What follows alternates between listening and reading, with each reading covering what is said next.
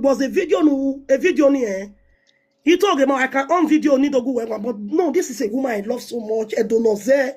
And we see me say go but I imagine when mama always be na damn oh.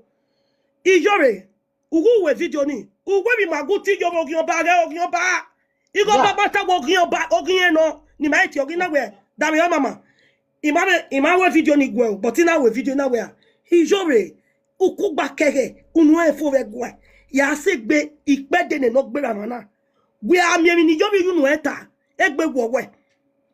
So ina mo uyoni but imawe video nu Yabe igwe ijene e mama we gbe na then oge brokosi mama ware brokosi kakuo wakakuo mama be ne brokosi unyime ni e wa anyi dedegbe o ma le brokosi o ko ni e send a request ni e kwe send a gift gugbe we na wona beg gift ni we brokosi o wana muda platform of mommy brokosi Oghionba no o ye dogwe him mommy because we are they had to mere government where you why me like when me because platform where and not screenshot everywhere no Oghionba not screenshot everywhere is here not go where you come Oghionba mama Oghionba we are doing here mama we are doing here say oh no no can set it can say we are doing na me o ni je me but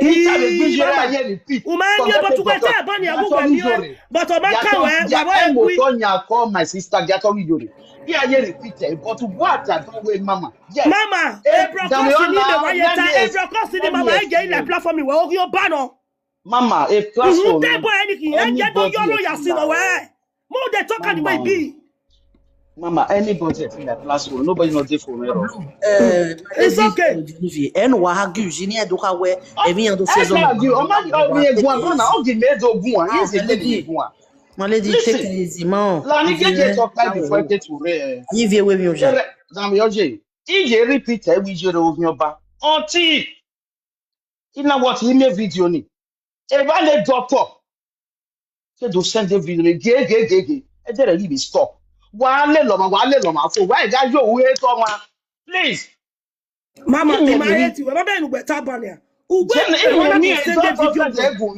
Mama, Mama, then you better tabania. Mama, no yasu no eba. Mema gwiko. Mema we video yoni awe ni do robi okin awe. Abawo ayiwe because I don't like it. Okay, mama again now. We don't know to send the video again. Oghionba no. No.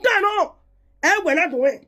Mabe me magwi ko we nu we na we video ni we na iti Oghionba ige baba ti Oghionba go that Iyore Oghionba wa doctor no we da Iyore kin Imagine we you want forget a pattern. Okay you me why you ni ata we uka we video ni imagine why you didn't attend what you me na ya ata na uka we video ni understand imagine no do we they no dey broadcast no around na wo mommy. In way I cannot control you. Mama, oh yeah, do him. Oh yes, say so him. A dog babunuwe. Mommy, la wo. A boy na dede ove we ukpabe egbe. E dede. I don't me go yes say. You bring that kind of idiot to your platform. Oh mana. La wo mommy. I ti rob your way. You are somebody I respect so much. Mommy la wo. But I will not tell you my name. Lao mommy lao. It's only video channel. Lao mommy lao. Oje imaropa no. Because you are one of the mommy in my respect lao. Davido where everybody amount. Davido everybody demand. Okay, when I will video na mama we here sa guy last. My dear sister, my who is so waba listen. No na roni estati Mawu wena so wa na se boy.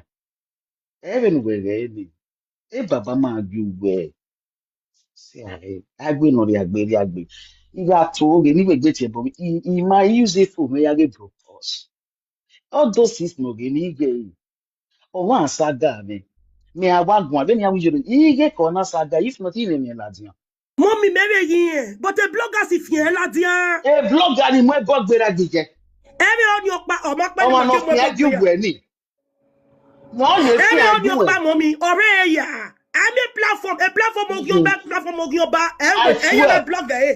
No Yi na de kana filter. che bo ni rame. Isu because it time ya le page me we no che bo jo don't che bo ni rame. Igba Mommy ka mi to wa e mo filter. boy ni la dukun la wo. O ko But lo fu anujo na do yo go si no e. ya forgive. I forgive you. Me ba no can forgive. E de gba yaro o. Ya forgive my sister. Oh, mommy, I turn na. Oh, mommy, don't they talk like this?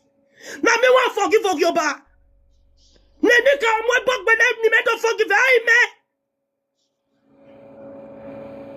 Ya go ki go na na je ticket na no ri they o wa na told ya the so way or yi. they walk by the way or ma. Oh, why nyagbe then you expect the other people to be happy with him with such evil.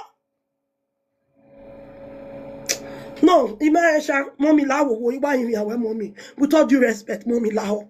Mo, because when my see me osegedo, when they see me osegedo. And I don't mean the way video where you know good. You be somebody where they respect. Understand the mommy. Now go mommy. Forget him when did have him and Oghionba. Any kind of ebona mum la diamedo or dead body ne. So any man no you can get man if do. I could be a benegbo ma baby ni me do ya view or. Who da man yan why I say. God bless you. But You someone we is you cocky you that is the hear me. first day. You go another gift me no, but imagine ya mo bogbe when me A go gift to you don't a gift you not gift you any. understand.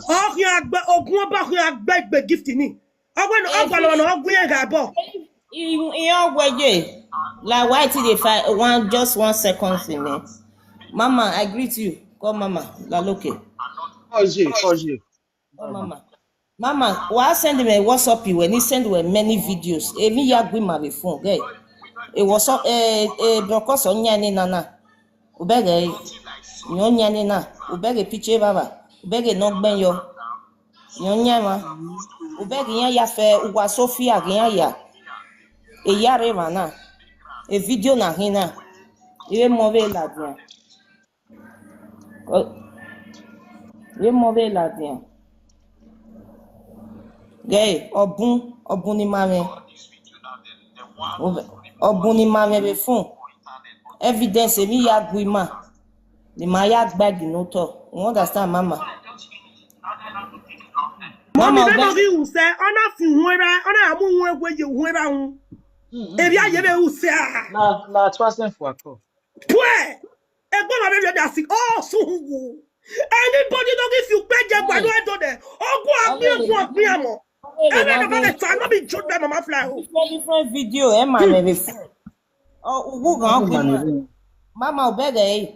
A video ni mame is more than 5. Emi yare phone ma. So una send me number, he send me ya gwenu to bo weda me ni brokosita. And you have a fake account of no me. No ya design nwera vueni ya. Nyonya fake account ni. Ni ya ge e noje nwera ya. Iman igi to God. Igi Udanu gwe na ge no. Unwe okwo na ngwa Sophia. Amo Oghionba ya vu mana na ge ya. Facebook on TV, you be say man ya. TikTok yẹn ya je na. TikTok yẹn ya je. Odo ni ame brokos ve ya tota yi. Eyan ya je. So, no, nuga we mana e mama La o wo si. anybody no yo dukun agwa gun se. Imago ni gbadu obi mama wa na O o. ti e bo Agwa wala. gun. Omo pa ti e bo ni mama wa na. Ya you Na ya ni go. na doro wi e. Wala agwa tere I me je. can't down with it. She they understand that. We mate. They know that I am. So we make her understand now. Abi iya yeru danu na imo nyodu kuwe na tribo video ni Eba we no because yen we no nene mi be da we be gbe. We understand me. So una be yoduku ba no etie boss na se get time da we wa no pa we me wo ni sa me mo we ya wo here. Igba tare Mama. you understand the baba. Video ni ya mo bo gbe. Gay, okay, gay. Okay. Go video na. Oh, na ya send the email. Anaya said the gimme. Oma ni gwa kan ye brokos la re ma dear sister. So, Mama. Anaya said the gimme. Anaya said the kid Oja, you know, okay. They know you have here we ate like do and home. Yeah. So, every Mama, I Yeah, do you know where Mama, Mama, 4 days ago. okay, Mama. Ba mo ebola jam be 5 days ago. Dan agi Iyore no bi omo ze no sun. No Toledo agbe. Ohi we video. Owi e wa la kekere na ti e boni. Owo gwe ye, unwe bi ye mu ye. Unwe ma ya ni de le hia. Owo e boni hia kesun agbe. That was the video she did 5 days ago. Here blog the video ni. Megi Iyore. Megi Iyore. But the blog is everywhere. Mama Sonia. Mama, when Mama, no way I want to do where me go debe yide. Okwa afie be. And the one where a rant beat, and there is stop for now. Okay. No, okay, my union. Okay. Ma, Ona vi afie be. Ona afie be. Ona bi agbebe. Iyore na afie. Ona afie be. Ona agbebe. Ona agbebe. Ona agbebe. Emi no ba edegbe mama again na no sungu na. Iyore no Oghionba. Ewe video omaro. Ewe video omafiu be no na sungu ba gbon. Kini mu mama ye. You understand the mama?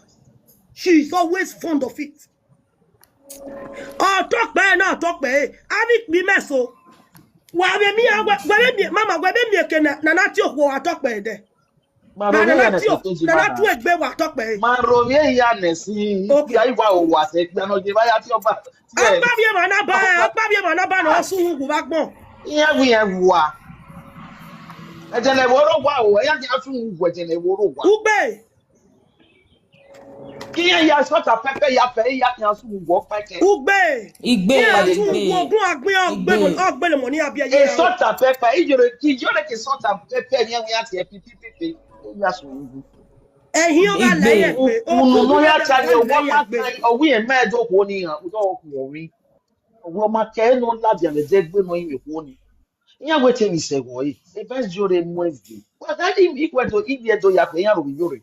O ma yin ni okwa. O ma do Ivie ko ni no wetin e major mistake. Okwo ni ma bleach one day. O ma bleach. Okwo ni wa si ekwu no. Oh we you do I use television get 2008 ya ge. Only here pon. Okwo ni me no sigo yin, we me gbe sigo yin. Ko sun wu wa gbon. We me gbe sigo yin. Ni ko agbon Iyore 5 o'clock is going to money. When Iyore kiegbe. Where come pa magbera wo ga magbera bi ke fe no ga na ga wu fe Iyore we dey no fe we help Agba le wo wa be le je Nigeria le ne Iyore we dey ticket Iyore no Oghionba Iyore we try to dey ticket no di ari owa won gbe jo gba na Ghana we na e Ghana jo se ategba gbe do gun anyhow e na do jo wa ka ono se no hana mo ati ene gu abi je wa wi gun o me kini gun ase ni e do fi ko. O mommy, o me ke o wa be mi egi ya be ni awe ni. Aga bi abo ebo aya jaya. Everyone is attack. Ya wa le ni ya mama. We mama na we. Ya ga le ni yi o we be na wo bi abo e. O ba lo me. O ba lo Agba ja se ni a. E je ni mi ye san wa be mo ye san wa mo e no ma ri ala de king. Na ya ka we don't e ya wa ri ase ni ana na ya. E bi bi do mo ge san la ja na e bi san na mo king go ni a be ro na wa. E social media wa se bi ri o ni ya. Abi abe yin ni na. Ina kwe jo wa, o kwe mu ya we no ha mu me. Please, bala ma ge ni support ave teria. Imame di ole ti gwe di mo na aze yin ya di mo ni ya me that because he o miss ya. Umato oge mama. Di mo na ya say ya mata ni kin but ni mai si ya ke gbe. E ya bi pe yo wa ni no di le. Me ma ti na ugbe ma ya ge broadcast ge to sun. Broadcasting ekede mama je platform gaga gi si ko e ma ba no ya ge Oghionba gwano no dogun enu gbe o ba gbonu o wa. O we no ga mi mege ni ba lawe gbe ba gbon. No na of course mama ma anu awe. Ya we bi e ka. Emi ni o we ga mu me ye ge ni. No no be can no we ata we nya ti wa we yo mo ye wo we e kugbe all those things he talk no ga ata ge ni e ma we ya de kugbe. No wait here tell me now. From there now see the guy work by no ni na we do gift ni because yet you ta ni mu dia na ade kana na to e boyo we ra ni e o eso no Ebi e di awe, wa emo ki first kaka. Ebi oni ba gift kia. Oni awa ni me akaso ko ni me block ogbe 1 million. Yi awa be gift ni me ogun if ila you bo. we believe on kwa na ebuture ni me one life page me ni te bo na about we di wa pe ya ga about life page me ma mo go to we no kwa la bi is a car Wa we yo cannot gun buy ye fo. ona wa le pa because that about me so dey go ni we say we wa no kwa na wa gbon ina e je no wa yes mistake in life page me di zero we about e ti mo e go duku we ni agwa ati e ga about e na we no kian no ge na ga ke we ina e to ti mi o ma ti e to ti keke ọpa ma ke but e nu wa ti e boye ke nu wa ke pa o ma make sense wala wa ja yi giyan o ma Very ti bad. o ma fi argument ya wa iku e wa fi argument Maybe kia, but we are school. You when the TikTok here, who must be one of here? We are wa gbera Ijimi, oh Ijimi. once me na wa be picture ni wa gbera Ọmọ náà mi egwa. Mama iya wa o ma se fien, do ni iya ya wa Yeah, fien, mama. iya wa Adi na wa we dia Ese ye wa ye. gadia. Ese wa gadia. Ese wa gadia. When me carry your way, mama, when me again here. Igbo ọmọ náà mi Ube mi e Facebook. Ivieje. Ube mi e Facebook. Ivieje. Ọmọ Ese náà wa mi gadia. egwe baba. Ọmọ sẹ́nu òrìrì ya gbé kúrò yìí. e gbe Okay. wo me Ege se tó kẹ́kẹ́ kan òrìrì e gbé get kúrò mà oge lọ́rùn. we go Na wa o. dodo ni elolugbe abeg ododo no ga tu ewu Mama, mama Sonia, ma umia ame video na TikTok pa mana gwa. Ma wa me club ive do. Our team hotel do youth. Even na record anybody na mi amo Oghionba be send there ariwa. Awa make na store you ya go wa. say bagwa So dem make all those anytime things eh anytime na ya muya, aga muya ve do. They na we e pedro ya ve muya. Anogo no na ya muya na eri show a camera.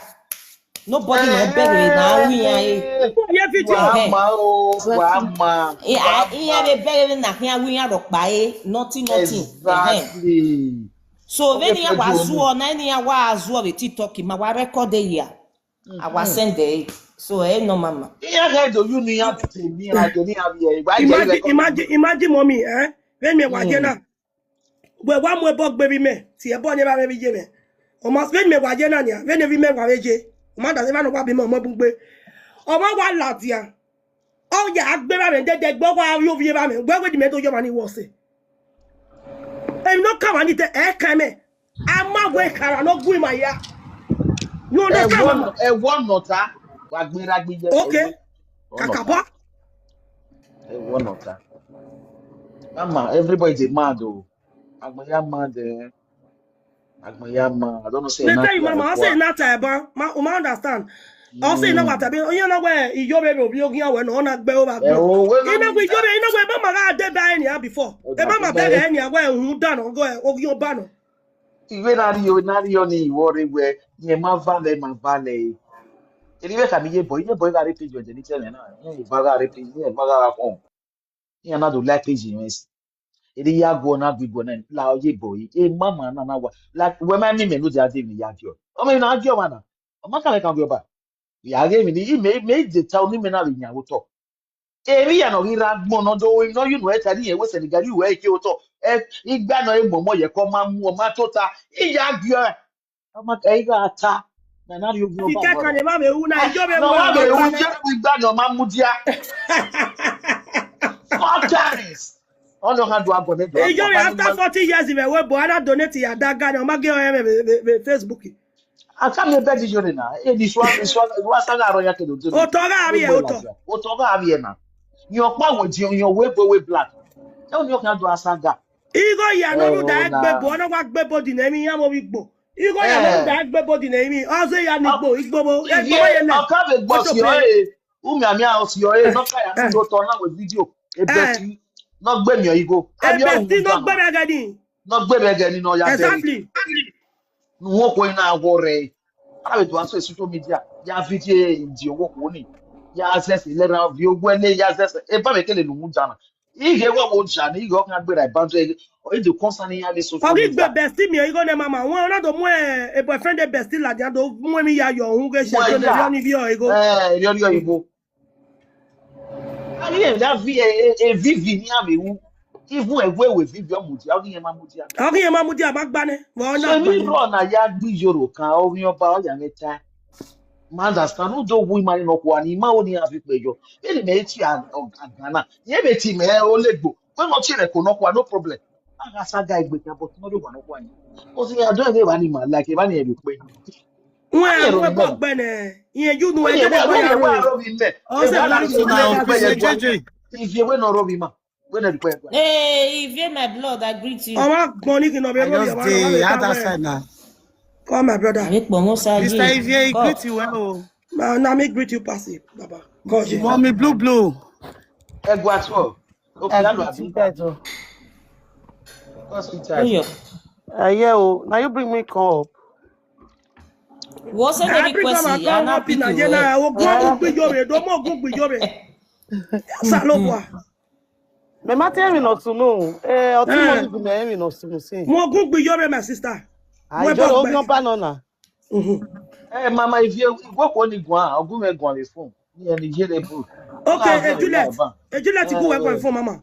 We read live video. Okay, Yo, bege. mama, thank you for the. Although I have here, and I When want to I go vie, sham. when I vie, when God I mi bless you jore for go the good. mama. We go Odama. na me. Ebe kana We wa are so Yahoo. much as I Ebe did kana that wa video. Yahoo. Me ta me na Ebe go kana ga wa me go Yahoo. ya agbe. Na me Jere go. God bless you for this. Gbe me ni ki wa Bless you, gbon. sister. Thank you for the gift. One of Happiness, also my be. lovely sister. I love you so One much. of be need that cat. Also Love that you. Thank cat you, no my love. marry. Mama, if you. We Eh no mama. ba me na. We ti call ni send then we be happy. Cat no ba ve oro. Bi yo bone. Bi yo bone Account number kaka very bo. raw. You have Okay, a ma big mi yo Nigeria bone. When later. I mi jore go. Ogun Time pa jore I when ki. I you although oh yes, I will see one in Iyore now. Or if the third video in Iyore, one to see one in Iyore.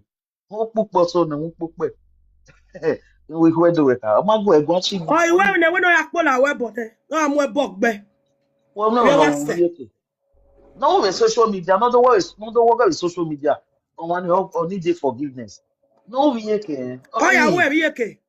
Any married and forgive here. We are going on working away on. We are going on gbogbo we on man none of go social Emi ya media tell that emi ya mulada social media. Hefa mulada God Baba, social bless media. Emi you. ya. and the Emi ya funny mulada social thing, media. oku na mommy no ku na ke we aredo, no ke we drama. Why mo e de?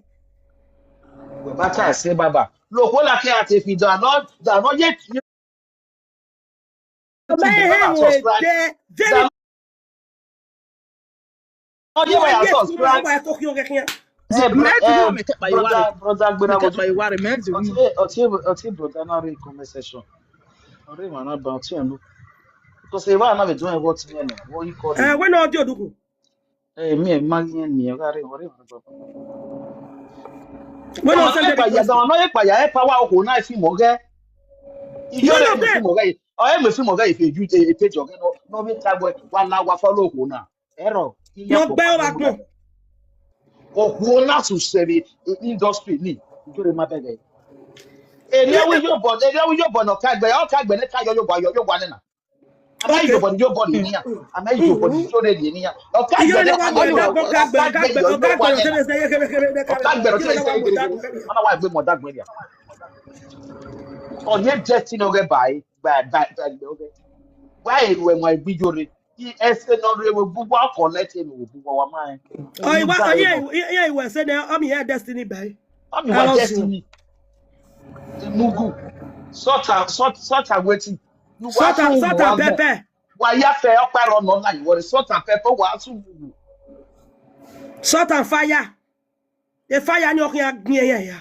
aka no wa na go the pepper no wa ti o talk pe o the pepper no wa ma di million pepper no Awe. Iya we ya gwa lo mo obi yobe mi ya gwa lo mo boy ye yeme.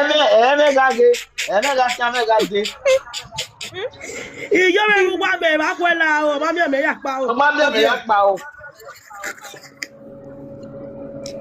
E o salo boy bi ma su agbe sha. O si asu agbe. Abi ko ni bi o kan. Abi ko ni o wo ale go Are gbe ma be we ne bo. ri ya do mu gbo we do Okay, ni edu ata sa social media. Abi gbon na Na maru mu e. gbona, gbana maru e. Wa mu gbona wala wa mi akona wa ya. Eso ai ba gbon.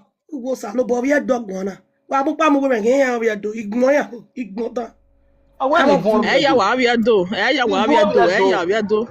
If you're going to boost that do, you're going to boost that do. If you're going to boost that do. Oh my God, we be do ya. Ma be video na Juliet do wu na Ona wu yen ga hun.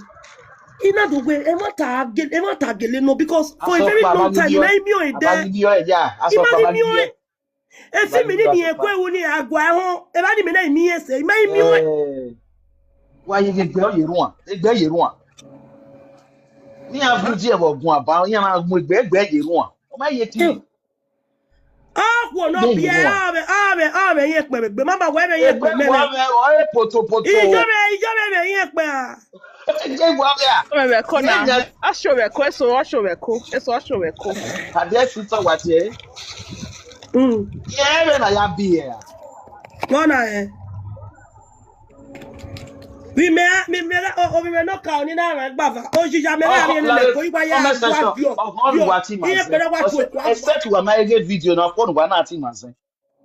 Except wa ní comment section. Except ẹ ti wa ti ẹ bọ̀ orí wa wo jẹ́ òsàn ló bá ma fi hàn ní ma na gbọ́ ọ̀kan.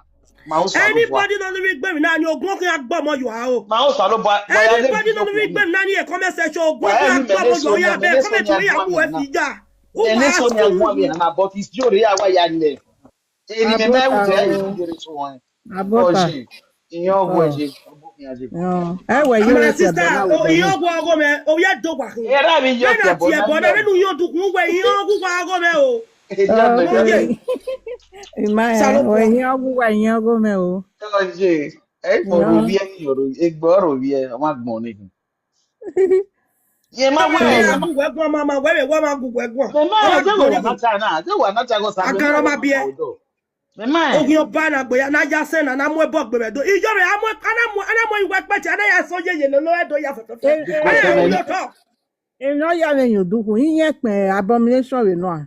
e no ni yori ki e ke so ta pepe Owo no ya ki egbe, lere idegbe banwa. Ah. Ijore ni no we no ya kegbe. Ijore ma bi ebi e muse e fi ta mo yo le wa ni. Ijore we no yo be va gunu e. O mana yo be va gunu e wo ro no gbe la wa ozuo. O gwa ye ri gani gani go. When he said ona wo ni san we na go ni san mo bia. Very ugly human being. Nya We wo ma no be dey. content. Keni Nya ye wo to ma na go am. Ma so po ni Iyore ga go. Yin am we bo gbe ni. Iyore is an actress. I don't know why reason people are not understanding that. And it's pissing people off. Iye do na rivale le yo. Any Iyore do ga wa ni hin. Ma any Iyore do no zo e do no zo mo ma gbe be. Ma zo we be.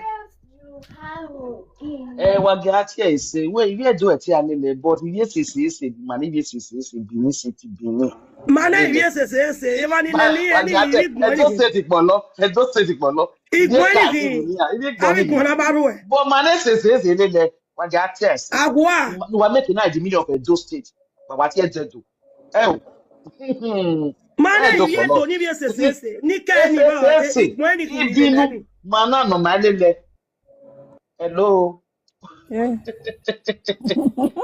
ibi edo lele o be me do le ma ni bi ese lele edo polo Emi ni yore ma o wa gbe ka ma no ma se kino ye. Oko ni ti e bo no wa. Me ma o ma wa de o ma mo la jan social media we ge no ko na o. O ga ko ku ya. Ah. o ma le Senegal rival ko ehun we are expecting ehun bu de do vi omo artifice le na gwa gwan ehun be ki o to e Senegal no ya ta e no mo Ghana e wa na ya webo we me le Senegal dia o vi ehun be ko do vi omo e ehun be ki o to mo na kara ko me no e be ye ko ma mu ti a Yo go me mama. e ke le Senegal la e budoza e no Mama, when you always see we e mo to be la e o mo Mama, ti la iyo gugwa go me. When no me see e. When we dog be return. Or where aswa gile ye begwe isan aswa we adam e o. When I come we bog be yo me go ka. We do. E bona we gbe violence do tie. o da So lori o ati e bon anywhere ati e bon e ma bo we won ya ti e bon ne. So eni ka o Ebokpanye iye oni mane Ivie sese ni rewe boni mabe yase na also na asi ogwe no we gbesi ogwe Si ogwe ladia, Ivie jogele no. Wona nwo na we gbesi wa yin O ladia. gbesu ai ladia. Na meke na we gbe yase na se. Na sen ya ni meke na ro egbe. E mama Ivie to be surprised me ya go. We make go egwa dem. Ngwa ke. Also me na ina we e mama Wo na suwai. Iye tete we yi wa si ae. Asi ai, wo na suwai. E no tai. Oh, believe we me ya fe ya gele ya mu wo popa. Boko na we mi ani no. Abi mi ani gbe no. Emi ara no ki agbi Iyore ki ami emi Ama ara ni ba we ko gbe. abi Iyore ki ma ami de emi ara ni no dekun ko ni. Iyore ki ami we gbe o ko ni ki a fe we mi ara. Emi ara ni ki arun Iyore o ki a dekun Iyore. Emi ame so na de kon we una akun mi na awe egbe we re ti resist onyaga. Atọkpa n'ọgwụ beko ọ na-akwọ emi ane kegbu udere na bi jure yena o se no piani mana la dia do ne ijobo o wune akedo we origbo no the boys for 4 years yena no owu o wuna kedo we igo ga agwa lo because ekwe mu o ko na o we ma o ni buju ogwa ye ma o ni edi person na imu igbe package igbe na tia ijoro we no la wa go igbe ni ma na mula na social media be ni ye jokeke we gbe ni ma keke. Di Iyore mazua ọmọ no gba gele ọmọ no gba uba bere o gele gba ye tura nene mi hoti moveti abi moveti yati o ya we gbe iye pe ni be nyaga Di Iyore mazua o keke no e wo ni iye pe Ó ní iye pẹ̀. Afi ni kì í afi. Afi no ni because ogwe ke ni na ya du eki Eki. ana fiem na ni yi oto Má fi ẹ̀kọ́ yìí. o ni iye pe 3 months yìí mi kò náà wo yín àfi mi kò. Ó náà sẹ́yìn máa gbọ̀ngàn. Because every àná bá fi pé yìí. Ẹ bá mi yà mi kò náà wà máa fi náà yìí. Kò ní ègbè nìkò náà. Yìí gẹ̀ náà wò no Sonia. Ègbè náà ordinary body yẹn. Ó wọ́ọ̀rì ọ̀mẹ́. Náà wọ ẹ̀ wò yín àfi náà náà ẹ̀wẹ́ yìí. Ìgbà lérò náà wá wé kọ́mẹ́dì yà kọ́mẹ́dì yọ. Yà rí power rẹ̀. Ó náà sọ̀rọ̀ sọ̀rọ̀ wá ìjọ́ rẹ̀ gùn ẹ̀. Ó kagbọn ya gbọ ẹgbẹ ó làdì àmì the next day my sister ẹgbẹ má rí mi àmì náà wà ẹsẹ yọmẹ ẹ má náà nọ bẹ gun àná bẹ wẹ ẹ yóò rẹ ẹhẹn ìyàwó yẹn á donate á support ẹ nọ rọ òrùlé rẹ ọwé nọta ọwé plus èèyàn pa ọwé dẹgẹ èèyàn má ti ràn èèyàn zero popular wọn á ti fi ìwà máa bí yóò rẹ. we Iyore ọjẹ bo popular ọwé mama popular náà sùn wọ mi ọwọ́ mi yẹn mi yẹn sà ní. ọjẹ bo popular Ari ebo ye gbededegbe ohun eya popular na gbe o wa gbon. Na le mu na ye Iyore àfi agbọn ikú ẹ̀dọ̀ ọ̀dì àti ọ̀tì ikú ẹ̀dọ̀ aṣáwó ìgbò kó náà wọ́wọ́ rẹ̀ yìí. Anybody don wait topic ìjọ ya gbà nípò ẹ̀dọ̀. Ó ya gbà nípò ẹ̀dọ̀ èmi yìí sọ. No ládùúgbò tó kọ́ rẹ̀ tẹ́ yẹn drop ẹ̀. Awa no do argue ikwo. Gbe e go kwo gbe ki futa gbe e kwo. Futa uhe o ma ya ni kwo ni mo he. O so lo ba we na you e bi aya we ki aya bi. Asaka maladia wu gbe. Wa ya en we ki e. Futa u no so lo ba bi ni Iyore e ma dey useful. At least are mi okwo no mama la we ladia asaka be ladia. Wa gi Iyore gwa be tabi Iyore no bi asaka. Ama bi asaka no bi okian. Ama bi okian no bi enye. No bi enye no mi e. Are mi so mi nya. Ami e gba kan. Ami ya wa mo ti ona wa gere bi e, wa ge bi ya wa mo ti ona. Why when I be there? Ibe amono. Omo ibe kini. We no bi nya. Omo bi nya bi okian. Gbogbo.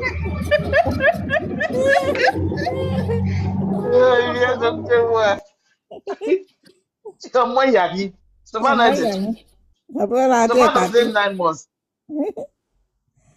Iyore ma don feel my platform na we ama. We ama. Okala dia we ama gani. Facebook. Ina ya na gbe congratulations. Many we wa popular na ni, we popular. Oye bo popular of ye boy ye gbo we ya popular. Yan we yan wa ni sebe bo na ni we make me ni make la we gbe popular. O iwa hama. O wa bi okian. O ma bi okian wa bi asaka no gbogbo eni. O wa bi ni age di o go di wa mu epichi e kan we. O ku opa no bi asaka no gbogbo eni.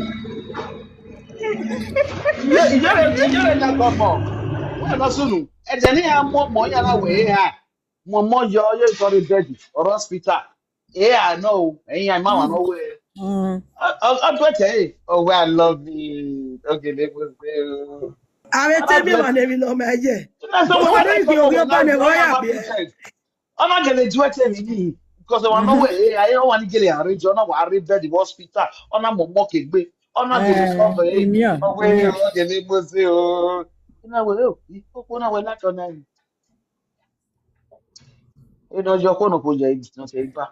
And I'm in yet, but I'm more within one catches. Then what?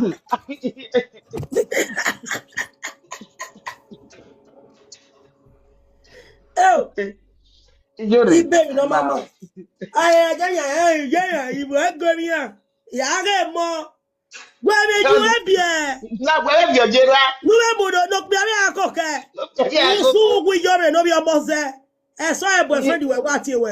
Boyfriend we Yeah, no wa no baby. Italy go down on Oh, joku. orí mélòó And pé that's àti it. àyìnbọn bọ́ náà lórí 27 ọ̀pá-dò mú mi mímí yáyáwú mẹ́mẹ́. Ugo Eli. Uri ati Ugo Eli. Mm. Ẹgbẹ́ Ale máa mi ń e mú náà wà sọ̀rọ̀ lóye dá gẹ̀tì. yìí. Eré mú Mi náà. e sọ̀rọ̀ gẹ̀tì. Yo sa lo bo ade ba me. Ọ̀tẹ̀ tra máa dúró tán máa If dúró. you ne koko bibi no be France ba ni. Iye ibi go ni a we 1,000 euro do bi ni a bi ọmọ dààmú ne. Ọmọ na ogbe. Ọ̀wọ́n Ọmọ na náà mi ogbe mú di ne mi. Ni a bi emu le na koko kian. ọ̀wọ́n náà mi mú bọ̀ ọ́ ọ̀hìn àmọ́ ìpọ̀ mọ̀. Wọ́n ní wà Maybe fáyín. read that. Àbẹ̀ mú ẹ̀yẹ pọ̀ ẹ̀ta. David de Yori. Oh, yeah, Àbẹ̀ adult mú me. ẹ̀yẹ Oh, pọ̀ yeah, ẹ̀ta. adult. Ah, Maybe I mo will ya fe adopt ya it, mo Baba. na no adopti. Ah, mo ya Oh. ebo yen zuo. Ege ni ya na die bo Iyore ayi ma bi de we ni a stable na donate onye go ni ya ni eti ya gba de beg omo daga. no Ye na ado. ya iri ya we na la wo na do money e. At least ya bi eli bia ya mo pa lo fu wese so mo pese ba. Ya mu ge. Ye me money ge ya mo pa be. Ba ti ege. Ya ti na bo no ko wa ye wo do. Ne money abe wo do na we ko pe ya wo we bi. Ya mo pa ya dem ge. Àwọn mo mi ro ba no. Àwọn tí o ma le do ma gbon budu e ye we se ti kokon. If you need Iye you to mo gbe mi we ro ya ba. gbo ma wa. Idu papi du ye dem ge na ogba oge ba. Ogba re la video bo won yi du papi du no mo mi ro ba idu papi du ya ti re France. Amu yo nu. Amo mo ga do be pion e. O be pion mi mo. Audience, when you are se ni ne. Ne ma ni lele ki ani ohua. Igo nu ba ya daga de wa ya do mo mi ro ba ne no je nwe no mo mi ro ba won. Ba gbo ohua ha kun. Abi bemi no mama wa sun hugu ku wa ki yobe ben wa ya le lekin wa bo fi ekun le lugba wa o wa ba gun emi da won wa e lo won wa kun lo Ẹ̀sùn ugwede na-ewere ụgwa. Ye wa ya te wa bo ba wo. gbe Agati banyere Peter Bon. no gwa wa no gwa wa mi ti wa ja se ne agwa ja se ni yobe Nyere ọtị ebe ọ gbara agụ ịma na agụara. Abegi e ma gbon ni ọma gbọn n'ihi. Ihe láti ebe ọ n'ime ọgbati ebe ọ n'ole ole mama nọ àti fi ni a máa ta lọ. Ní ma nọ ma rò gbé gbímọ. Ní ma nọ. Ọnwa nọ máa jẹ ebe eléré social media nọ àti fi. Nọ wi nọ àti nọ di máa ń kwari ni ma ṣe mìàmìà lẹ. Nọ pa alájẹ ẹgbẹ́ rẹ̀ wíyá nọ pa ẹgbẹ́ àbí dress. Ebia ó wà múlé à. Iye ga gwa le ni ya go fere iye gwa mu viere la dia yes won ba yo Ó wà ase múlé à. Ló bọ́ mi là ó. Elio. ni ya go fere Emi nọ ma agwa lọ yẹ wọ wọn. Dege next time for cup. Èyí dúpẹ́ kan sá. Ó ní wà like Instagram. Wọ́n ti yẹ́rẹ̀ má bí rest. Wọ́n ní ẹ̀ má bí pọ́n ní wà. Ìyẹn àgbàna. Bí ẹ jẹ́ ní Juliet gbólé olé gogogun. Má mi lẹ gogo bí ààrẹ gbógun ẹ̀. Ọwọ́ ìṣe ìdọ̀dún pọ̀ mẹ́kẹ̀rẹ̀. Okay, but the woman I get you this. Mommy no be agba gban yiro. We say o. We say ni no time o yiro. O me mini. o Mama ma mi si ni no kin mama uwe si se en go talk. o Edo obi no. do pa ke understand uwe se ni Ama mu e go dugun. agu we se o We say o. ani Ani ju no mi. oko e ke bo pa O ge ke wa ko sa lo ba. Okay, because Salubwa. Okay, Ere mommy na ni Iyore body. She Iyore aka mi Iyore we se o. oh, Mani you vie do get itan mommy. afima Hey, Yatana, edo. I feel Yatana. medal. It's the Guagbe woman. Bebe uma. Eno wa di me won Juliet igba ladia. Ogbe ra tete me omo we ado mu owo ba gbo ya po la we bo le ri eke. Ijora we gugu akere ko be Oghionba no. Omo we awa am ogun gbo hun wa yo ogun va wo. E o se sin eje ni je. Wa to we se je me. O understand me. O wa yo ogun va lo ewe wa. We do agun akere ma ni wie do me azu me agun are yo. E so no bo lo wa ti mo gba la je do nya wu gbe mi oni gbe la je we ta eyan la tete re ni a ama imaye gri na je na ma se na agbon wa I need ona ma him. gbe ra ke so mi I go. de Juliet we Juliet sister Juliet na e video Me no fi wu ni we mama mo wo oge sister Juliet fi Mange. we a career oge e video or no wu ona protect. we mi ave no She to no ma protect mo a gun career video me ye oge. no wa gun akere omo won wu sha ito ri ma She we to protect a career oge. Hey, So ona na wa carry wa we her go get gun no. but the Iyore. career na ye protect wona Ofi we ni Jare. won ya mu yen recaution ni ya sin won ati ku gbe you know. Mama. The mama Tana. All right. What's here? Only you know where no be career for. Also, put him on a respond. I can know. But on my respond is social media. On my way they respond in Yeki. When can we Ege me na fiya iyo iye koshora ge me mundo mudi akeye me mochari. ah, excuse that. If you jore, if you go pony no lose. Then no one go very why respond there. Then yes I respond. My yes I like saga. I respond for the last saga. Mana ave go we go respond because we me wo da. Even don't lose the injury. Okona me no lose. O mana say yo e. Iwa love no mana sake Iyore kike me nothing gogo. to lose. Nothing to lose. Emi roko na mo na koko yo me 30 years of age and we are not done yet na mana. Ome ko ba No ready yobo. first you yo mo o me je.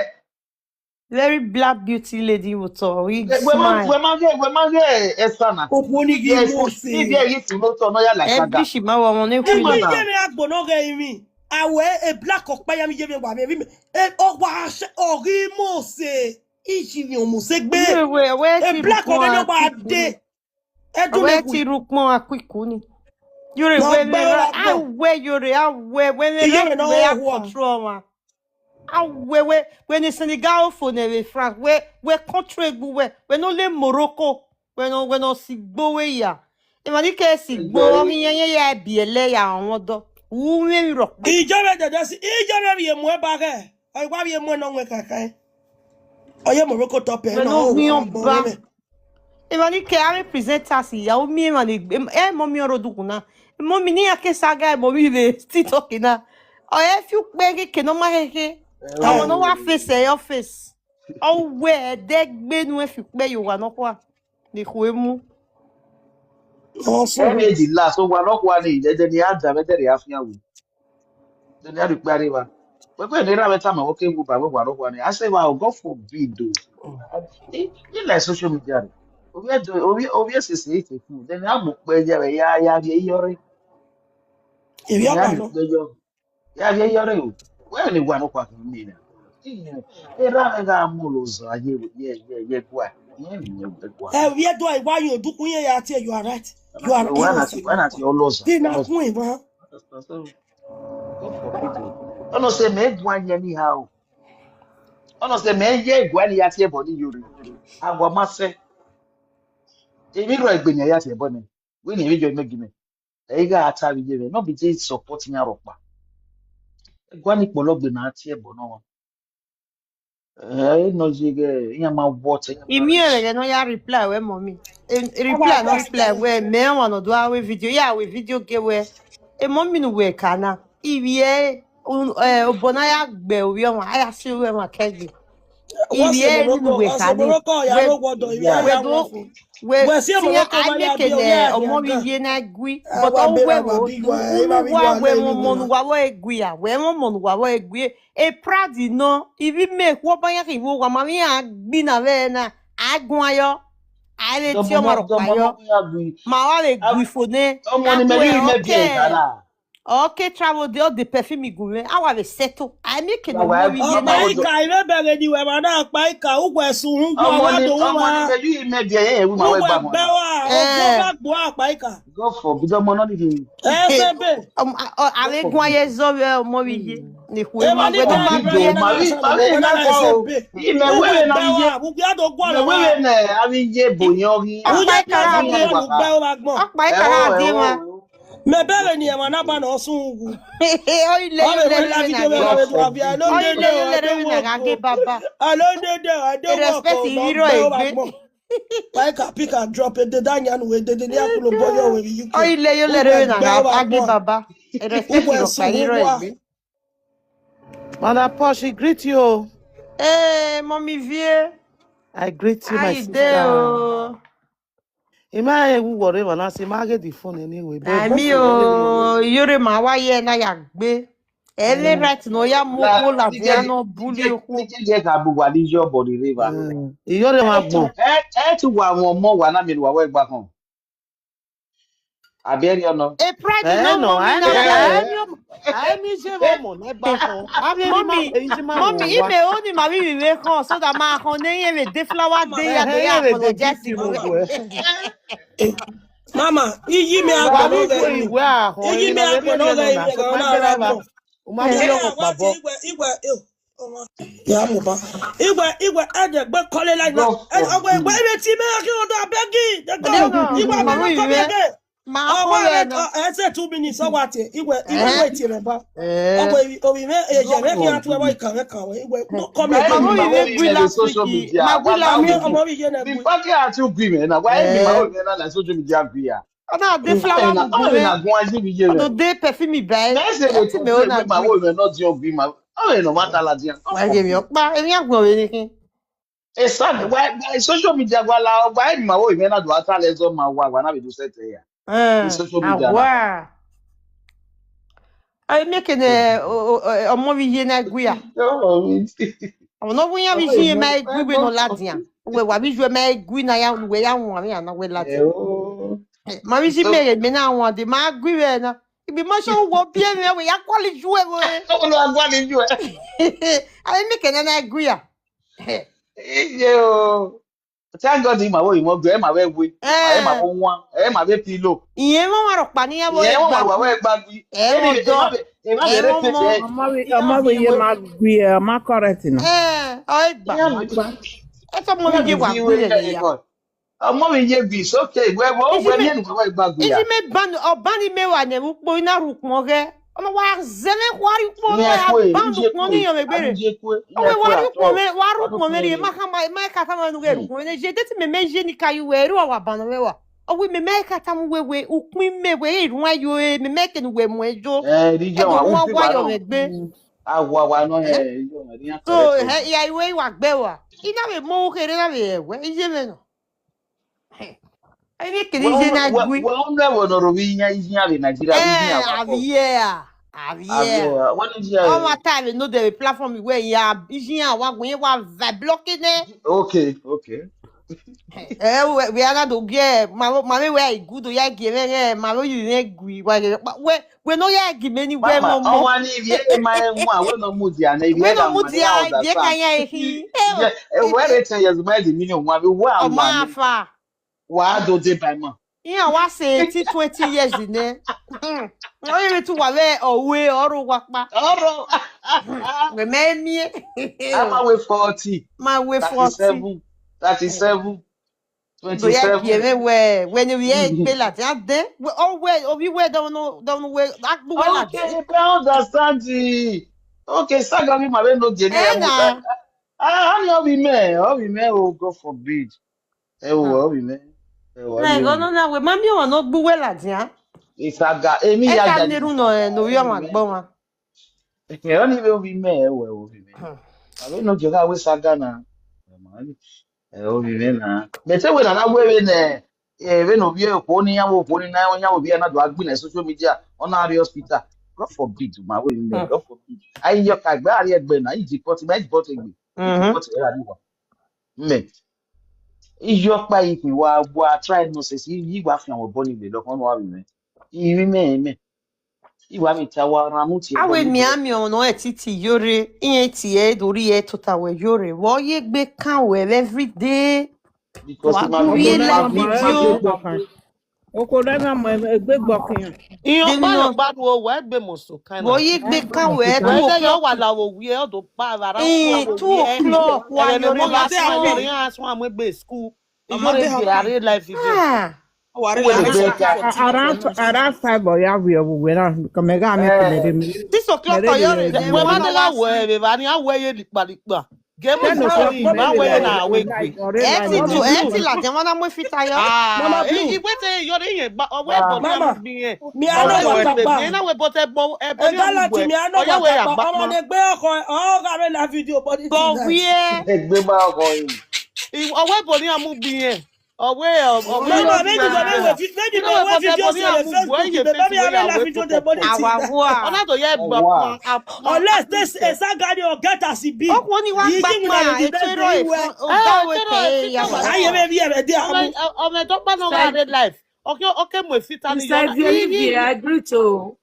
Ah, sister Princess princess. Empire ní iye rẹ̀. I Ọ̀bí I greet jẹ́ greet rẹ̀ you. the lóbi house. jẹ́ Obio bákan. Kawan. It's Oje. Ọ̀jẹ̀. Ije obo ki aje, o wa ni so wa. Ko bo. Koje. Koje. Obio cannot buy it to Ọ̀tún ẹ̀ náà ni à. Kaje. But Egbe mama mo ọ̀tún ẹ̀ wa. náà rẹ̀ Princess Empire náà ẹ̀ máa bọ́ máa wẹ̀ ẹ̀ gún mi gbọ́ mẹ́rin ìwé lọ́tọ̀. Eri ma wa je mu ni Ẹ̀ eri ma máa ni. ìmáàrin ìwé. Sister O Ivy. ma na love no. Sister Làbọ̀ Ivy. mi tẹ̀ ẹ́ mẹ́kọ́ ọ̀rẹ́ sùn ẹ̀ wà mí tẹ̀ ẹ́ o. Wagivia Island the time wa story jore young by Wagia Ẹ̀hẹ́ Kamo. wẹ́n Ibe náà na ká mute. lẹ́kọ̀ọ́. Ìfẹ́ ẹ̀ láti là ká lẹ́kọ̀ọ́ àríjẹ̀ mẹ́ ìmà mute. Iwe Iyore we Oghionba yen hin na. Oghionba yen fue de ani e be bet twice. Iyore no Oghionba Iyore no but when Iyore yen part of him only will die as well. Because na ge wala dan ni na wa ta we yen ti je do because ya ma mo e do mo bo gwene. You wanna act ma taxi we for ye we marry. Omasopo no egari peye in the matter. You shouldn't be doing that. Ama mi ma hia gbe bae. Mudi Iyore me na you do nge na because o get to agbe. Half cast na no tie na me balance ni na wa tie half cast. What tie half Ima cast. wa kase, yin kase for me. Emi ni only one ma be give this, only one Wait, give mama, this. hey, mama, Ugwe, I got outcast. Yeah, cast ni ma Only na one ti that tie mama la. who ever. Ah, only on ma say je. Na be egbo iwo. Half cast. Hey, mama, Yeah, we cast. no tell this. Oh, wait, you know what I mean? Continue. Obe va Continue wa ma. ya kase, ri ma ya wa ya agbe. Iyore we ma de fese we o ke Ivie wa.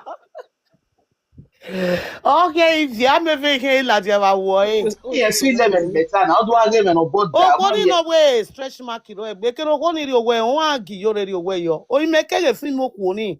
Obi o ka me ga hin na. That woman marry no very me Me na. age jama we gbe kose na me wan dey. Jesus No, next but me you yo be wa my ko ya no we the but idea, we be we not are the some idea. We movie. want you the kuku na go. Ti ma you must bra bi si Yeah, wo. be my We we are some movie ori gun. Eh. O ka ugbe so. Iya na manare movie ma ge na we do very ni na. The video cassette very ni. It's a pity. and hero ni. A woman na at a female, ona be the teacher like that. It be smooth. Igwe Ona mama deliver wa here get Yes, video no ko na ya o ge me old e pimo pictures ko of na it. She short pa. doesn't like video. that. It Agwa be ho. smooth. But Me it no there. ya ti me movie ni e. O bi de gbe mo e mi o papa lo la diamu no e. Ogwe la e pa tuta ototo mu di ototo. E pa ni na zigo ni e pa salovo we movie e va ba we. E pa na zigo ni e mi ga me go e de pa ya broke o zigo de sa chicken e. E Mama, pa i broke they de can one of no the man neon. Juliet o ga inside chicken. O se men in one year. Eh Did you get a bill in your eh. already? E Juliet o ga No, inside very chicken. fine woman. E Juliet na do Fine yige woman. pa bo wa. E Mm-hmm. para gbe di e do Wa kwa bi ni yo awe body adio contribution beju e le Juliet na be la e ya pa ri mu e di bai o. atoto. E la tu ku mu di ide. I can't get in way. Account number I can't gare mama. La wo go ma support but Ijore a support Mama ma. Ivie. My Na queue. call him any send eno we go maybe any me time Problem but me no, mama. Juliet. I support her. Tie ti enu gwa mana o ni ti enu gwa. What you Account number here? no. Ma support her. Me can Because have a page we bayan the again no call him ogun emi emi ni ave ni ti eh. we see. Nya Allah so. will go. I me 50,000. But if Allah. Tamae or Mommy Blue, Tamae way, Ijore a support my ya queue When man then be you dey coming. go. Iwe My Oghionba. my son guy family already. Okay. When Wow, Tamae Mama Blue when Tamae wow. Ijore Oghionba na agbo ya fe oge. When the Duga Nigeria duga only recharge wuni phone wa ya. ni we call e ba Eh, mama ya ba. se ve do ani Duga ge. Oh, wuni we call e duga some Ma wuni. you wash young me we ya ge bugbe. na. Woni ma wash me na baba ya de fe Allah yo. will go. I me 50. I me 30. I me 100. No, go wa se ni ma wari yo ne Lẹ́yìn ma àmì be ya lẹ́yìn àná go. orí ọba ẹ̀yà yìí kò tẹ̀tẹ̀ ẹ̀ náà sún wúwo Iyore náà gbẹ́ ó. But alternative sister princess Simana, sister empire. Iye ti the remedy no ko ni we school ni ejo e mana school are body Láàgbogbo ayíkó wúyọ bọ̀ ní àmì ìjọ ni ìyàwó yóò bọ̀ ní ẹ̀nà lọ́wọ́. ti ta ma mi no kan lo. Ebi na ni wo gi mi o le Sister gbe. Igele think na we born on Nigeria, maybe I send the ege, but I'm going Wa to ta give me her the remedy. remedy. Me na re madam na ni je nínú ka ta ma me ni o wa. Skin discoloration, Hold skin on. I can't no discoloration. bag ka egbe comment section. Ya be gbe no pa ba. I can't no Eh, bag. mama, skin discoloration, me. Ya Ya be gbe tamai ni me e no ba. owe. Say ya screenshot Ni Ẹ ya lọ be wá gbe ni e screenshot ba. ẹ̀ Christian jẹ́jẹ́. Juliet Eniera na. Ide ni gbọ́n yóò dúkùn ìwọ̀n náà ní Láàgbọ́ yóò ẹ̀mí náà dúkùn gbẹ̀dẹ̀. ẹ̀ gbọ́ yóò dúkùn ni mà ya ẹ̀yà ye ní gẹ́gẹ́ yọ. the this thing got 7 or 7 na le mo. Mama ti ye di nọ́mbà. Oro toto. Are comment section. Ẹ ò yí Lọ́nà bẹ̀rẹ̀ bọ́ ẹ̀ ti sẹ́lá di rí ẹyọ nọ́mbà ẹ̀ yà kẹ́mẹ́kẹ́mẹ́. gbọ́n yóò dúkùn. O mana 21 21 344 44 yeah 70 70 327 327. The banking on him. UBA. Honorable Juliet. Okay. Juliet. That the other Eniera no la ni spell enuwa or RMT EHOLIIR of Eniera. So, voilà, a bank of me mu you do na. So, voilà, anybody no support so any Juliet. So, in trust in God we trust. So the account number. So anybody no support please. Voilà, I will see. La waga eni na ni nyama ko TikTok wari eyi. Nyama ko igbe ni yo. TikTok ma ko ni igbe ni ra de da ni eyo. In God we trust. Mama ge comment oge enina no na. Nege Oro to te comment iwe. Actually se magba Christian jẹ́jẹ́. magba Christian jẹ́jẹ́. o ni wo paro 0 pa kan ro. Okay, we spell any and the comment section wa men. Mama Mudia o, Mama Mudia. La Mudia the gbemi, account number ti ẹ̀. Ọtí ẹ̀ ní ọ̀rẹ́ mà náà, ọ̀rẹ́ mà, ọ̀rọ̀ dùnkùn. Mudia ne mama, ya ta mo ìbánu ti ẹ̀ la o. Mudia o, wá o dọ̀. Ore comment section. So spell the name again. EH OLIIR. OLIIR. No ye. OLIIR. Yeah. Because the near do no ro we my what in EHOLIIR, yeah. So ọmọ ye ba ni Juliet. UBTH. When I work correct any wrong, not the UB. Mama where UBTH. It's my wife UBA.